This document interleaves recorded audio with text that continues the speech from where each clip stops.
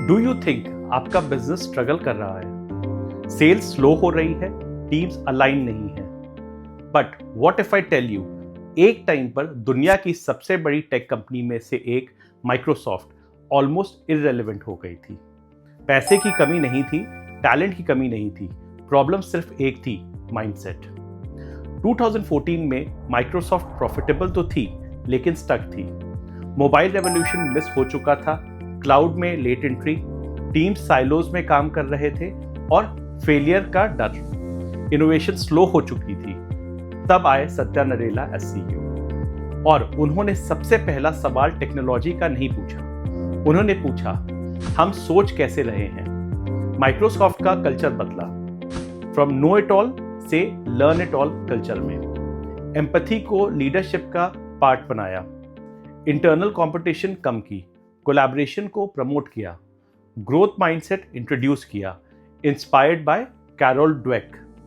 लोगों को परमिशन मिली सीखने की, एक्सपेरिमेंट करने की और फेल होने की। रिजल्ट, जो इनोवेशन माइक्रोसॉफ्ट के अंदर थी वो फाइनली बाहर आई।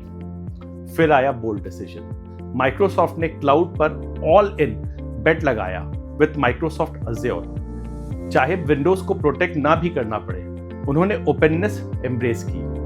ऑफिस iOS और एंड्रॉयड पे लॉन्च किया, लाइनेक्स को सपोर्ट किया, गिटहब अक्वायर किया और फिर आया सबसे विजनरी मूव, माइक्रोसॉफ्ट ने ओपन AI के साथ डीप पार्टनरशिप की। AI को सिर्फ फीचर नहीं बनाया, फाउंडेशन बना दिया। कोपायलट, ऑफिस, अज्योर, गिटहब, हर प्रोजेक्ट स्मार्ट हो गया। रिजल्ट देखिए, उसका मार्केट वैल्यूएशन 200 बिलियन से 2.5 ट्रिलियन में हो गया। अज्योर ग्लोबल लीडर में से एक हो गया। Microsoft is equal to enterprise AI backbone और कल्चर लर्निंग, ओनरशिप और कोलैबोरेशन का सिंबल बन गया। यहाँ सबसे बड़ा लेसन ये है कि टर्न अराउंड खाली कॉस्ट कटिंग से नहीं होती, क्लैरिटी, कल्चर और करेज से भी होती है। माइक्रोसॉफ्ट ने ओवरनाइट सब कुछ नहीं बनाया, उन्होंने इंटरनल फ्रिक्शन हटा दिया, फ्यूचर के साथ अर्ली पार्टनरशिप की।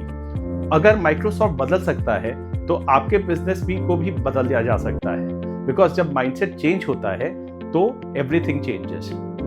For more such tips on business, please subscribe to my channel.